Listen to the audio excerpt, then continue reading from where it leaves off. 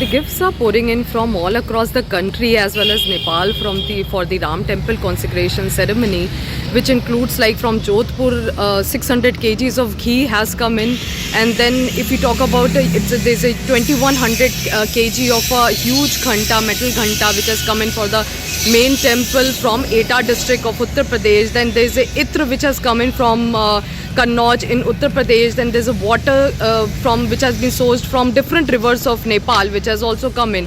Apart from this, the officials in the trust say that the donations are also coming in at a large scale since the temple construction has started. So every day roughly about 4 to 5 lakh of donations that they are getting every day.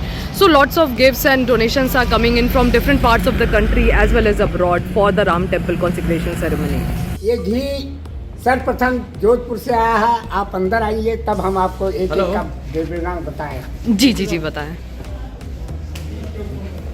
Jodhpur Sandipan मुनि गौशाला राजस्थान से 109 कलश में 6 quintal 30 kilo घी सर्वप्रथम 27 नवंबर को बैल रथों पर लेकर के आकर के भगवान के यज्ञ और पूजन के लिए प्रदान किया है, जो कार्यशाला यज्ञशाला में काश्यपपुरम की यज्ञशाला में रखा है। ये भगवान के पूजन और यज्ञ के लिए आया है। और क्या क्या चीजें आई हैं? और ये राज नेपाल से माता जी के मैके भगवान की ससुराल से सभी नदियों और तीर्थों का जल आया है, क्योंकि बिना माता जी के भगवान राम का शुभ कार्य पूरा नहीं होगा। इसलिए जल के रूप में वो पधार चुकी हैं, कालसेवकपुरम के मंदिर में स्थापित की गई हैं। और सर्वप्रथम भगवान की आरती जल से और पूजन इसी जल से होगा।